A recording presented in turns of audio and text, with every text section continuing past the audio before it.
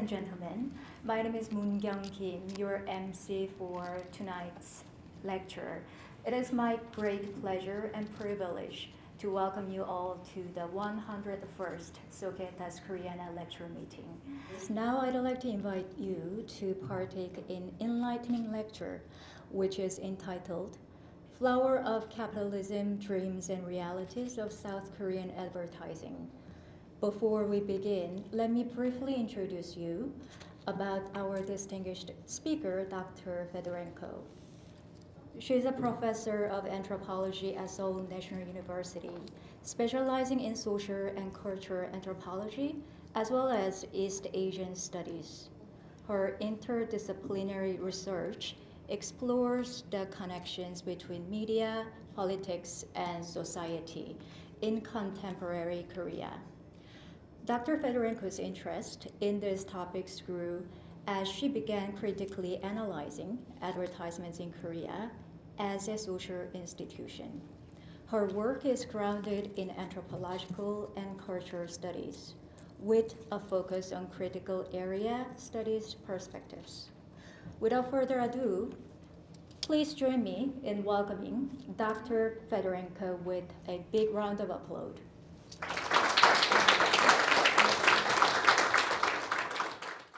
Hello, everyone, and thank you for having me as a speaker for this lecture meeting of Societas Koreana. I have attended several of Societas Koreana lectures in the past, and it's really an honor to be invited as a speaker. So big thank you to the organizers, and thank you to all of you who showed up today to explore the world of Korean advertising with me. So first, I will offer you an anthropological perspective on Korean advertising as a social institution and its local specificities. And then I will talk about Korean advertising creatives to give you a bit of behind the scenes of how advertising becomes what it becomes. So this presentation is based on my book, Flower of Capitalism, South Korean Advertising at a Crossroads, which came out 2 years ago from the University of Hawaii Press. And the book is about contests around South Korean advertising in the first decade of the 21st century. I spent 14 months in 2009, 2010 doing a multi-sited fieldwork. As a part of this research, I was an intern at an advertising agency here in Seoul.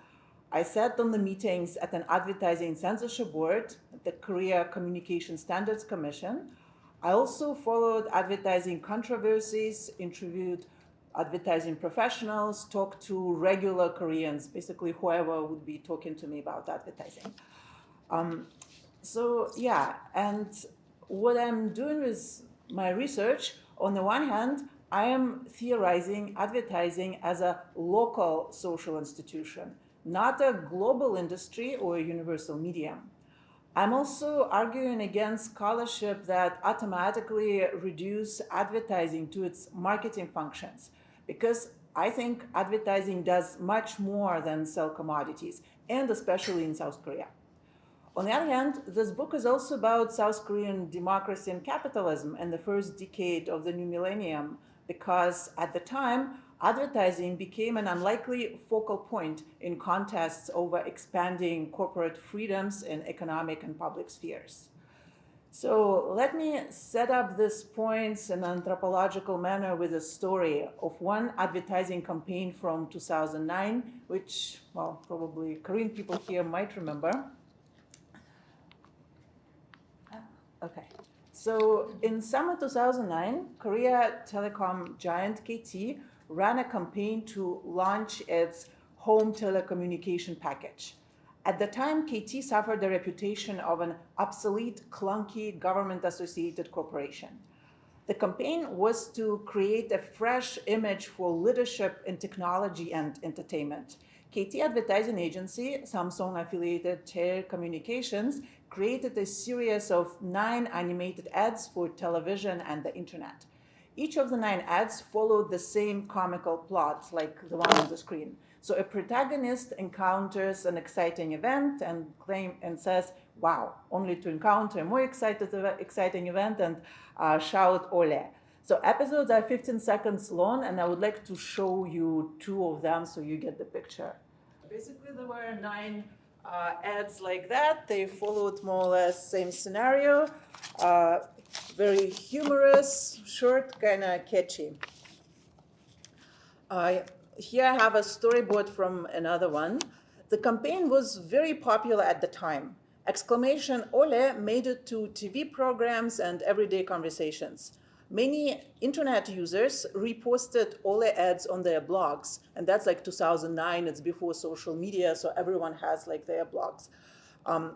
Amateur parodies, imitations also begin to circulate. At the end of 2009, a public opinion poll found this to be one of the second most memorable campaigns of the year. So overall reaction was very positive, but the ads were also criticized as belittling women and eroding family values, so this episode. So the golden eggs, which you saw, this summer camp one, in particular, were seen as problematic. The quasi-government media watchdog, the Korea Communication Standard Commission, received complaints about the campaign. But it ruled that the campaign was just humorous, and those complaining about it were too sensitive. Complaints about the KT Ole ads were also received by influential feminist non-government organization Women Link, Yosong Minuhe.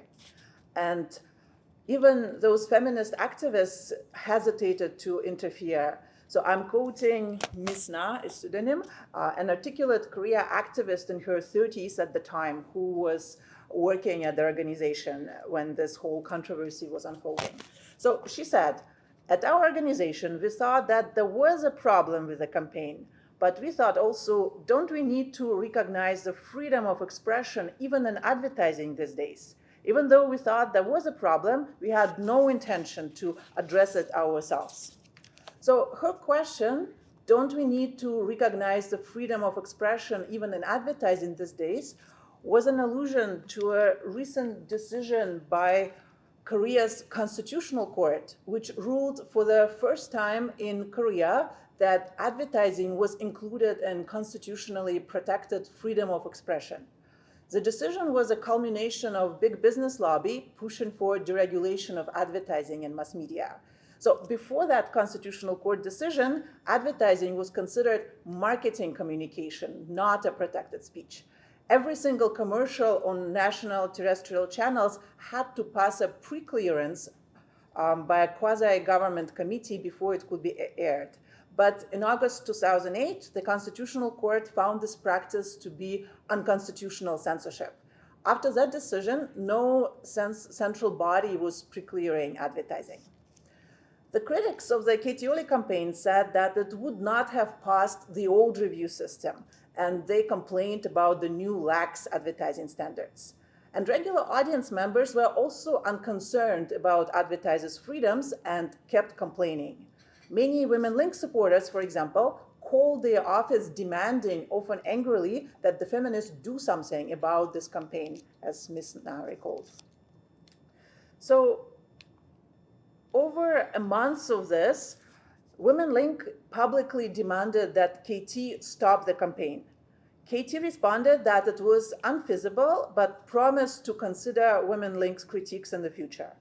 In response, Women Link went on national television to announce boycott of KT until the advertising campaign is stopped. There is no information about how many people participated in the boycott, but a week after the announcement, KT withdrew the ads. That story even have further continuation. In about 6 months, KT ran a new advertising campaign which seemingly incorporated feminist critiques.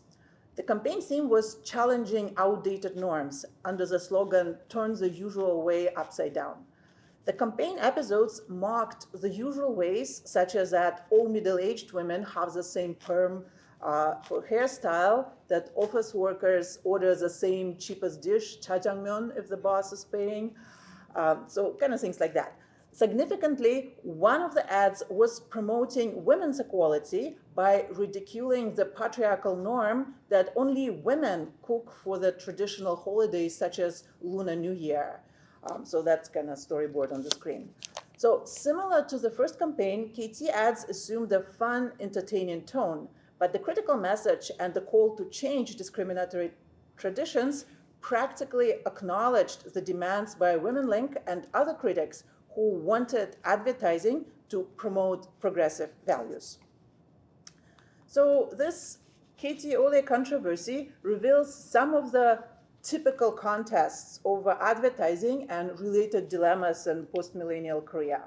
At their core, there is a tension between advertising being a private medium, in a sense of being paid for by advertisers to advance their interests, but also advertising being a public medium, in a sense of its public circulation and its purported influence on social norms.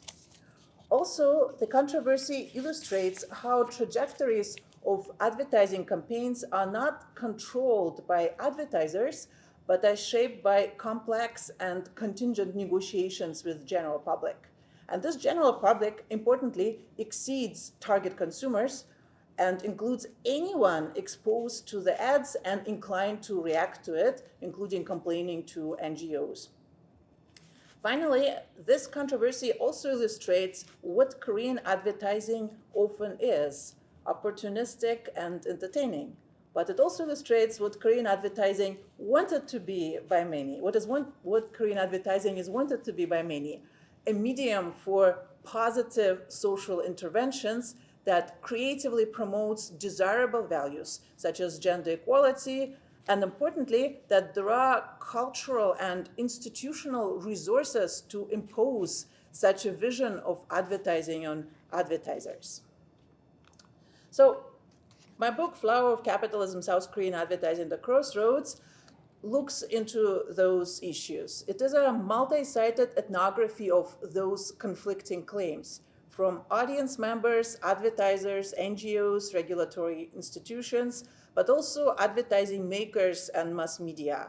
So claims on advertising and visions for advertising in South Korea. And advertising, of course, is a ubiquitous part of contemporary life. We're surrounded by it every day. Its pervasiveness lulls observers, both sympathetic and critical, into accepting its obviousness and the inevitability of its current configuration.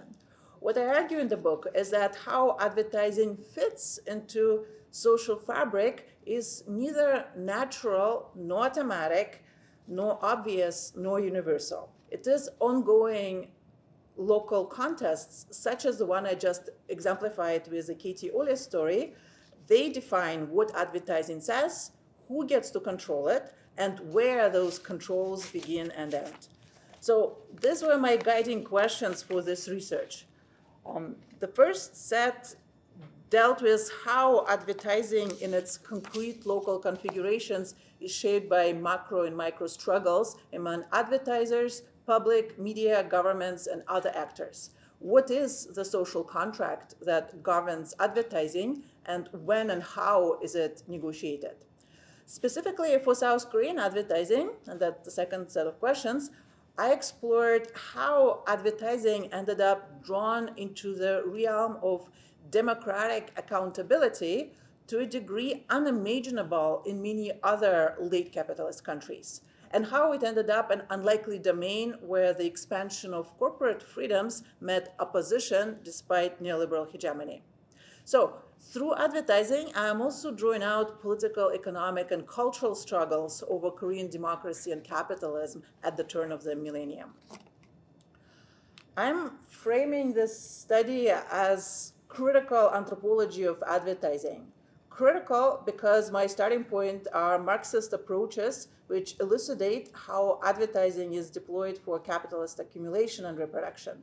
I particularly emphasize the political economic effects of commercial media depending on advertising revenues, basically that big advertisers end up shaping media content and ultimately confining public debate to pro-big business perspective. The anthropology part comes to account for how these structural forces are refracted through local context and reshaped by local history of advertising in general. also to ethnographically show that social actors' agendas do not neatly map in their vested interests. So, for example, left-wing progressive feminists or Women Link might temporarily suspend feminist progressive agenda and respect right-wing value freedom to advertise, as in the Katie Ole example. Anthropological commitments also lead me to challenge the universalism associated with advertising. What I mean here is that there is often fascination with cultural difference that revealed in advertising texts. What's culturally appropriate in one place sometimes come off as weird in another. But there is tendency to kind of universalize the particular notion of advertising as a social institution, basically to universalize and normalize the historical advertising structures that developed in North America and Western Europe out of very specific circumstances, which were not quite the same when advertising developed in other places. So in South Korea, for example, modern advertising developed not out of a need to sell mass-produced commodities, as it did in the United States. Instead, in South Korea, modern advertising was championed by local eccentrics who were drawn to it as a sign of modernity, and also by technological developments in the mass media. So early on, it was actually difficult to convince Korean companies to advertise. Many companies treated advertising as a ritualistic expense around holidays, such as Christmas. And that greatly frustrated entrepreneurial Americans who tried to set up first advertising agencies in Seoul in the 1960s. They're really fun memoirs from that time from them. So my point is that how advertising became integrated into South Korean life was not an inevitable automatic consequence of its capitalist functions, nor was it a mere emulation of how the advertising industry developed in the United States. It was something worked out over time in response to local needs and local struggles, which with considerable cultural debate and with historical contingencies also playing a role. I'm capturing these local notions and expectations of advertising as cultural logic of advertising. So I use cultural logic in a very anthropological sense as normative, common sense ideal about how something should be. Cultural logic is agreed upon in theory, but then negotiated, compromised against practical, situational logic of concrete situations and interests. So to avoid possible misunderstandings, the origins of this cultural logic are not in some mysterious innate cultural traits, Confucianism, things like that. Rather, there were specific concrete historical events in the second half of the 20th century that resulted in this cultural logic kind of struggles between among advertisers, governments, consumers, and mass media. Yeah, so I'm basically emphasizing that this logic is basically historical. I could go into those circumstances during Q&A. I have a whole chapter about it in the book. For the talk, I want to focus on kind of more contemporary developments. So I am bringing up this cultural logic to distinguish it from capitalist logic, which is the usual focus of critical scholarship of advertising. The capitalist logic of advertising dictates that advertising, first of all, sells commodities and advances the material interests of advertisers. Cultural logic does not erase the commercial purposes of advertising, but it creates additional expectations, which might coincide or might run counter to the capitalist logic. What I discovered is that the cultural logic of South Korean advertising downplayed the marketing purpose of advertising and instead privileged advertising potential for public service, both with advertising messages and advertising revenues. In public discourse in Korea, the commercial functions of advertising are often subordinated to public interest, 공공의 이익 or 공익, which is generally understood as an interest of middle-class consumer and often contrasted to the interest of big companies, the big advertisers. So these orientations were often expressed via the cliche metaphor for advertising, flower of capitalism, which in Korean sounds very neutral, very common, and comes generally with positive connotations. It appears in articles about advertising. Floral patterns appear on conference brochures of advertising conference. So it's just kind of whenever advertising is brought up, usually advertising is the flower of capitalism. That's kind of how that conversation goes in Korea. The typical rhetorical work of this metaphor is to remind the audience of the flowery public interest potential of advertising, either to praise advertising at hand for its realization or critique it for failures to do so. So the flower of capitalism metaphor asserts the cultural logic of South Korean advertising. Having said that, on the surface, the mainstream of South Korean advertising carries few traces of those public commitments. The majority of South Korean advertising at the time of my fieldwork and now are formulaic campaigns that announce the advertised commodity and include a celebrity to testify to its prestige. To repeat, cultural logic is an ideal. It's often considered to practical situations and immediate interests. Where cultural logic visibly manifests was in public praise for advertising campaigns which relied on sentimental aesthetic and promoted wholesome values such as human dignity, filial love, compassion, and so on. And there was a fair share of such campaigns, primarily from big companies. One of my extended examples in the second half of the talk will be such a campaign.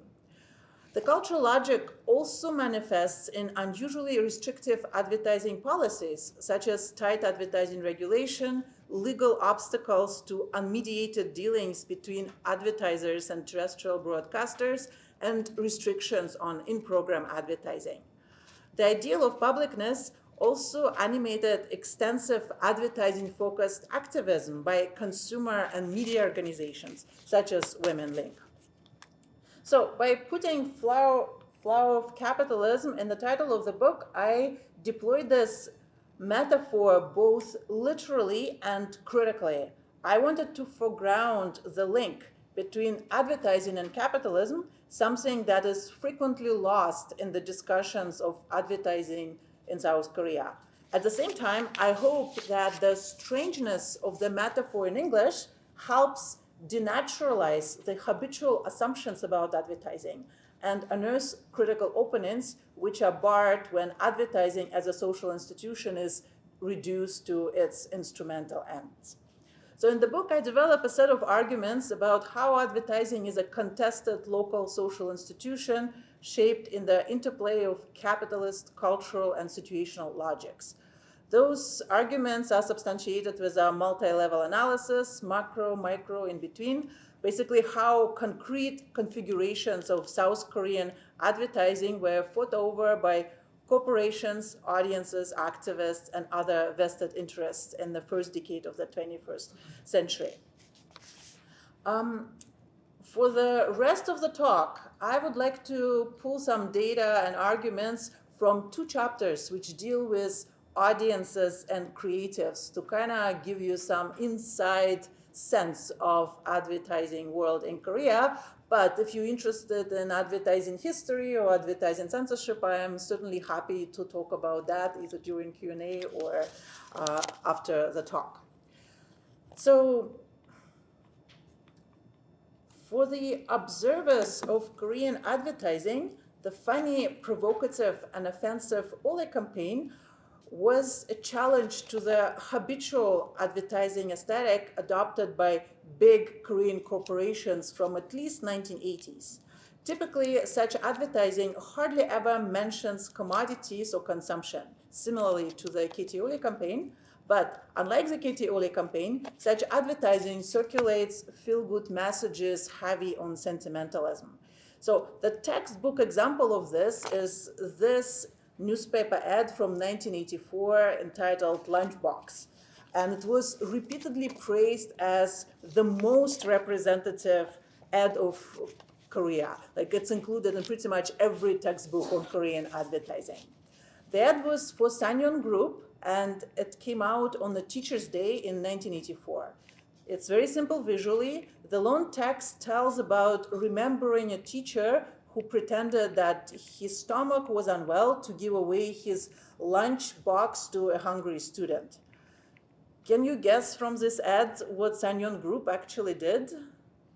Nothing related to rice, nothing related to education. It was a typical chaebol that at the time dabbled in multiple industries like oil refinery, cars, cement manufacturing, construction, and financial services. But it was this ad with which it sought to promote its image. At the time of my fieldwork, such aesthetic was epitomized by Toward People series by SK Telecom. And I'd like to show you the award-winning hero edition of this.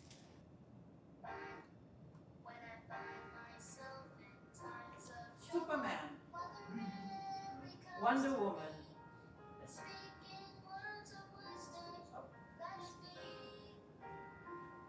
Spider-Man.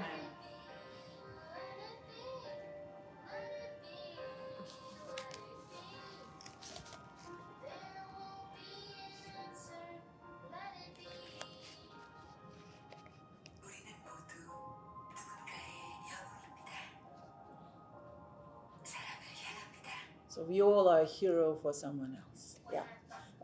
Yeah, so this is a sentimental story about ordinary people, the beauty of ordinary lives. Simple, black and white, heavy, very effective, very sentimental.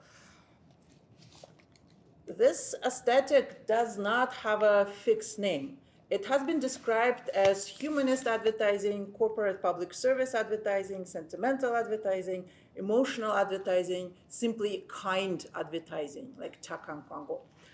Its sentimentalism is interpreted as expression of native humanism, so such ads are also referred to as Korean-style advertising, Hanguk적인 광고. I have a collection of such books on the YouTube list for this book, so if you're curious, but basically it's kind of the aesthetic that I just showed. What's interesting about these ads is that they remain advertising only in their form, but lose content that could count as marketing communication for most practical purposes. They don't show commodities or scenes of consumption. They forget the advertiser and instead talk about values, humanism, everyday life of ordinary people. Tellingly, one of the common praises for such advertising is that it is not advertising like in Korean, 광고 스럽지 않은 광고, unlikely advertising, and that's a praise. Also, unlikely are reactions to such ads. A typical response to such campaigns in South Korea is to savor the affective pleasures such advertising delivers. So let me quote from one low-profile blog around the time of the hero commercial. So when I saw this ad, I choked with emotions. We all are a hero for someone. This copy tremendously touched my heart. It is just images of what everyone likely had experienced in the everyday, accompanied by one-word labels, but it became an ad with which we all could identify, which we all could feel deeply in our hearts. I remember how I would come up to TV because I heard the background music of this commercial when doing other things. So this is not a cherry-picked example. I've seen numerous enthusiastic, appreciative blog entries about this campaign and about many others in this humanistic genre. So early in this research, I was incredulous at such praises for advertising. Personally, I found the sentimentalism of those ads a little corny and saccharine. Let it be sung by a child. Does it get any less subtle? So my impulse was to dismiss the praises on the internet as likely paid for by advertisers, but their sheer volume and seemingly random occurrences in blogs which were neither particularly popular nor concerned with advertising refuted that suspicion. So my attempts to solicit critical or ironic comments on such advertising in interviews also didn't go very far. Many of my Korean interviewees seemed to find it puzzling that I was resisting to such campaigns, that I was resistant to their heartwarming aesthetic. So if for me the instrumental medium, advertising, cheapened the message and called for distance, For them, the humanist message redeemed the medium and invited identification. An anthropological argument I make about this is that there is no natural way to respond to advertising. Some of its features, its explicit marketing goals for one, might encourage certain distance. But advertising recipients, like other media audiences, imbue particular meanings and specific concepts of reception and factor in vernacular ideas about the medium itself. And in Korea, one of my ethnographic discoveries was that the repertoire of culturally sanctioned responses to advertising includes and even favors emotional identification. So advertising's commercial purpose is basically irrelevant for its sentimental value. And this quote is an illustration of this. This appreciation of humanist advertising might seem as basically being indoctrinated by advertising and buying into consumerism and other capitalist ideologies. But actually do not think that that's what's going on here. There is little empirical evidence that appreciation for advertising reliably translates into consumption. In a way, these advertising consumers process advertising as popular culture and often ignore the commercial message. In my interviews with regular people, I often would ask for examples of memorable advertising campaigns. Everyone would have one, and they would describe it in detail, but about half wouldn't remember what the campaign was for. And many would be unsure whether it was a commercial advertising or public service message. They just remembered the feeling that the campaign provoked. My more fundamental point is that advertising is better understood, at least for scholars, and at least in South Korea, as an expression of social ideals rather than marketing communication per se. So people who wax lyrical about moving advertising campaigns buy into those ideals. Humanist capitalism, caring corporations, in the case of the ads I showed.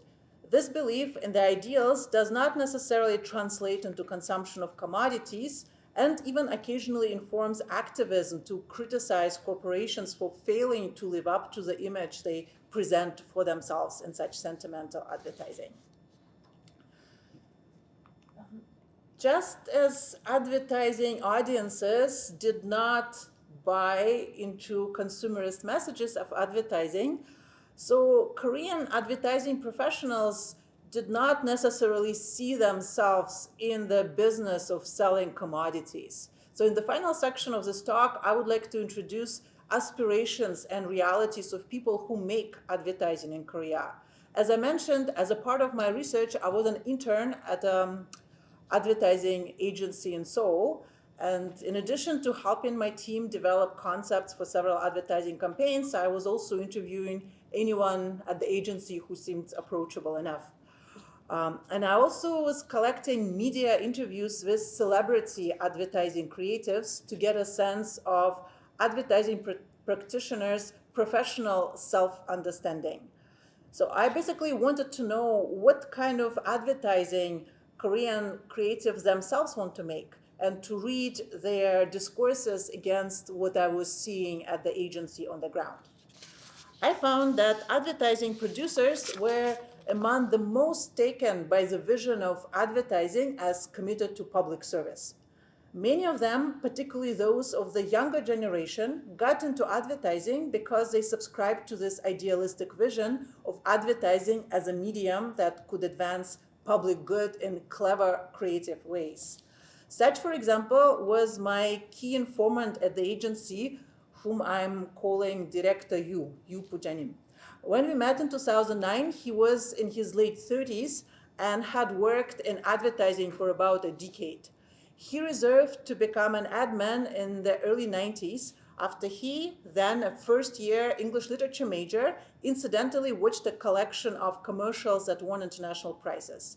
Then and there, he decided that producing mesmerizing ads like those ones, that's what he wanted to do with his life. So he changed his majors and he got an advertising job right after graduation. And when we met, he was kind of pursuing this goal. This story of a sudden recognition of a calling was quite typical for ad people of his generation, and I have heard several versions of it in my interviews. I was actually reminded of anthropological work on shamans in Korea, because usually shamans tell their stories how they become shamans. It's like they hear that calling, and no matter what they do, it doesn't work unless they become shamans. So advertising people were kind of telling the same story, that I know I have to do advertising, and if I try to go to other fields, it just doesn't work. Like, I don't fit. Like, my ideas are not suitable for that. Advertising is where I should be.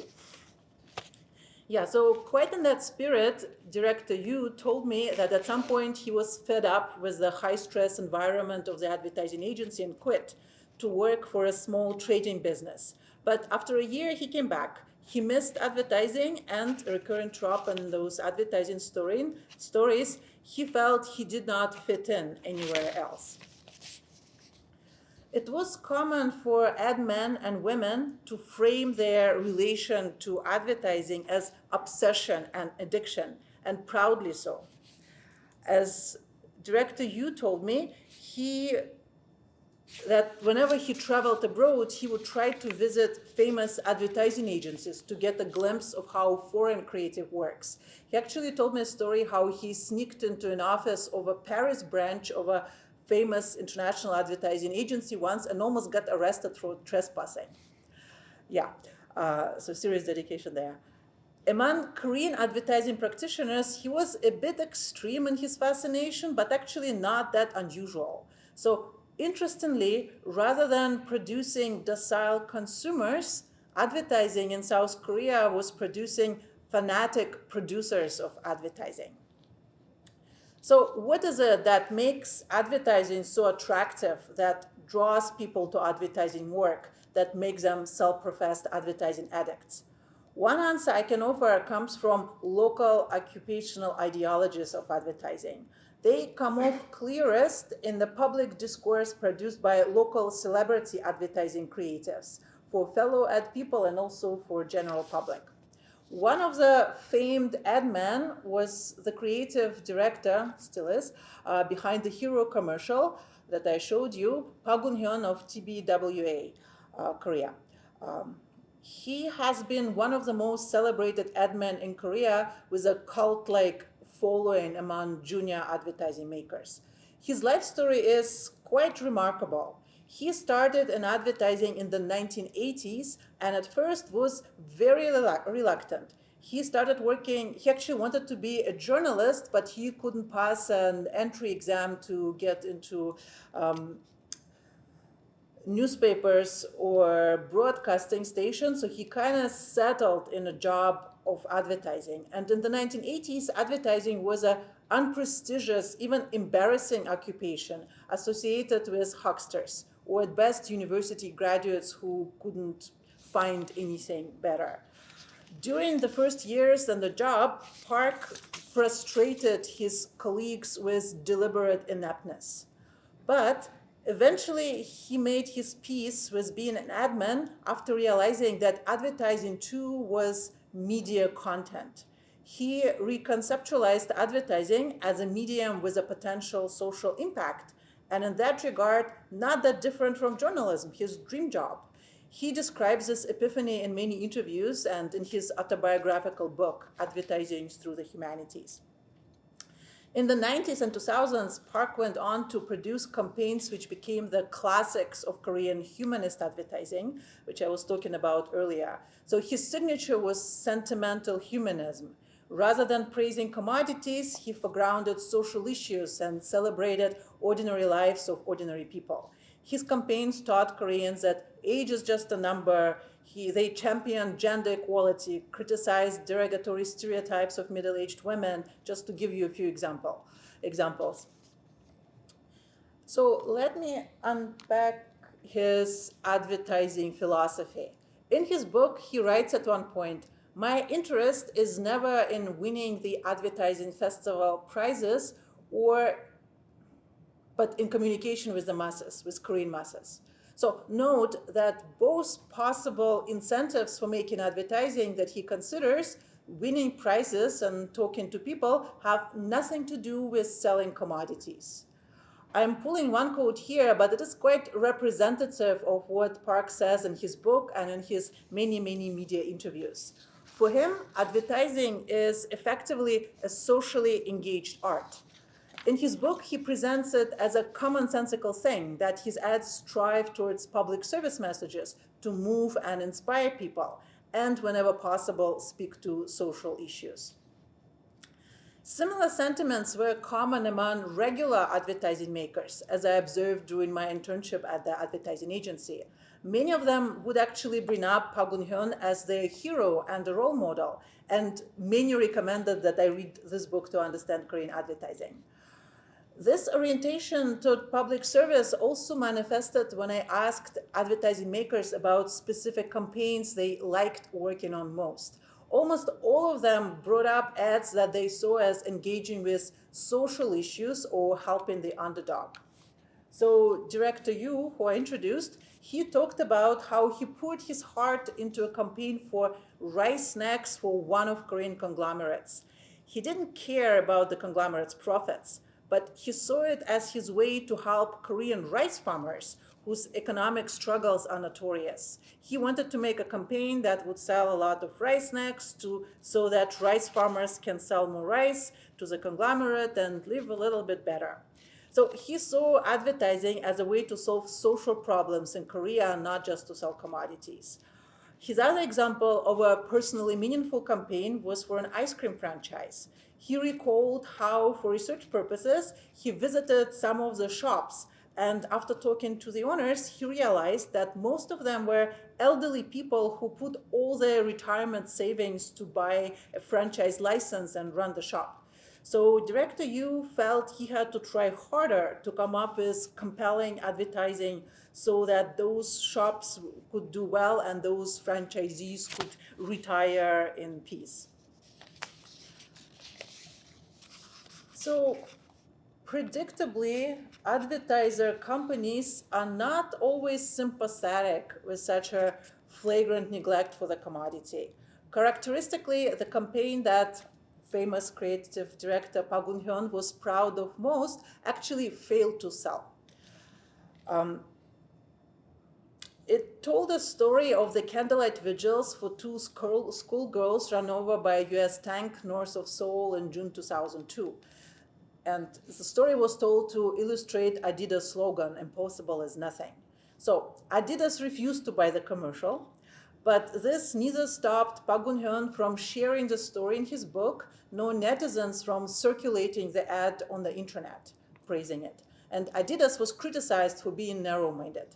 In this case, Park Geun-hyun's vision of advertising as a means of communication with the masses canceled out advertising function as a sales tool and transformed it into a public commentary.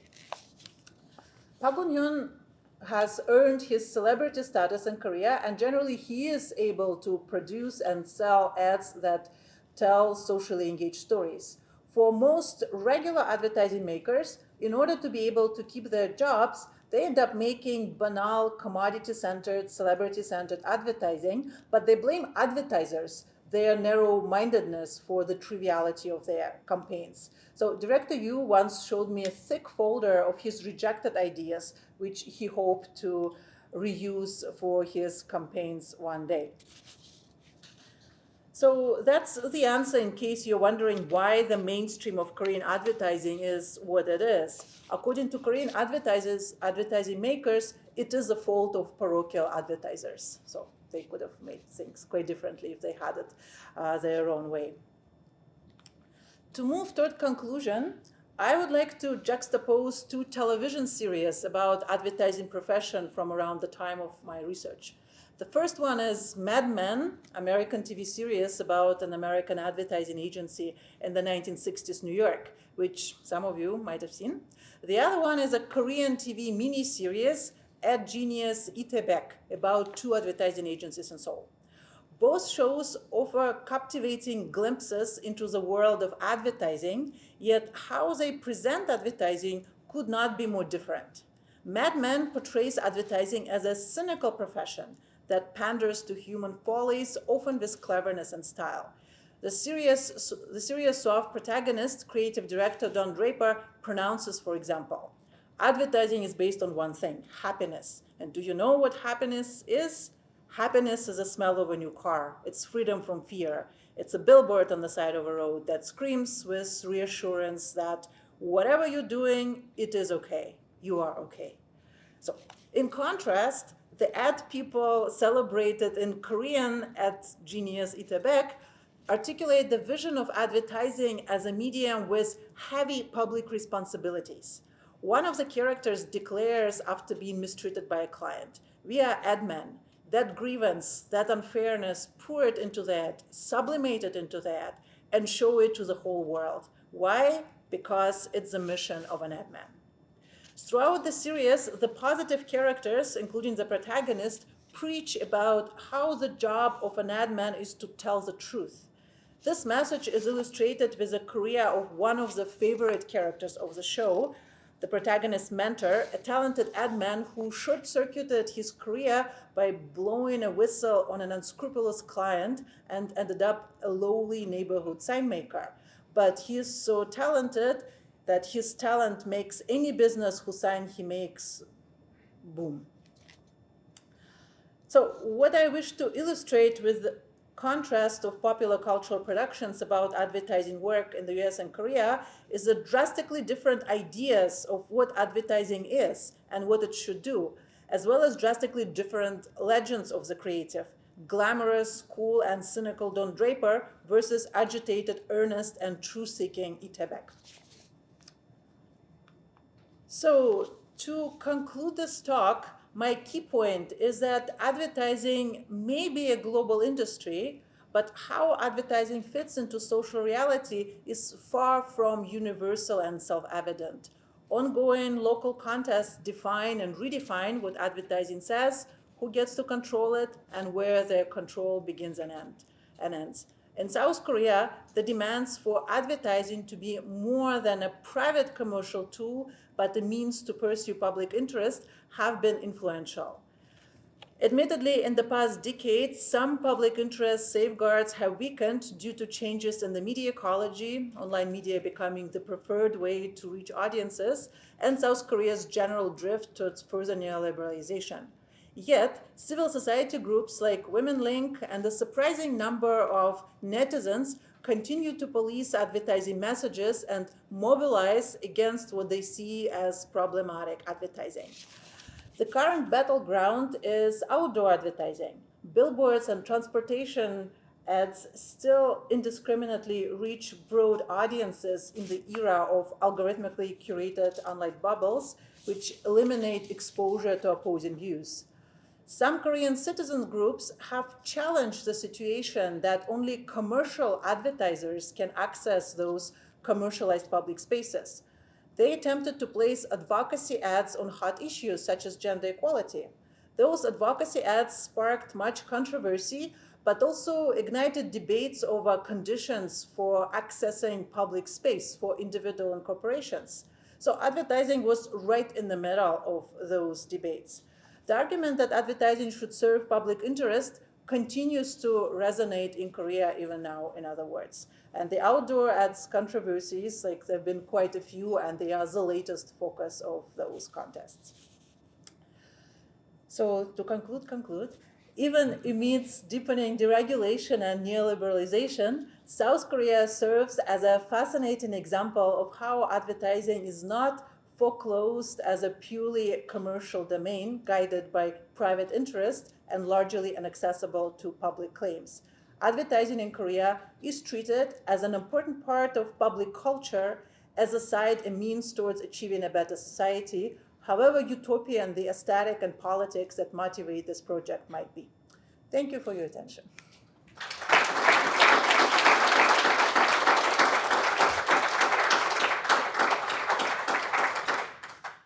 Lastly, on behalf of Academy of Korean Studies, I'd like to express my deepest gratitude to all the participants here today and, of course, in the future gatherings in advance. I sincerely hope to see you all at the following Societas Koreana lectures and kindly ask you to show us your continued support and interest throughout the year. This concludes today's lecture session. I'd like to thank all of you for joining us today. And also, I'd like to extend my heartfelt gratitude to the staff of the Academy of Korean Studies for their contributions to making this lecture meaningful. Now, let's open the banquet for your dining pleasure. Please enjoy the dinner and rest of your evening. This has been Moon Kyung Kim. Thank you very much.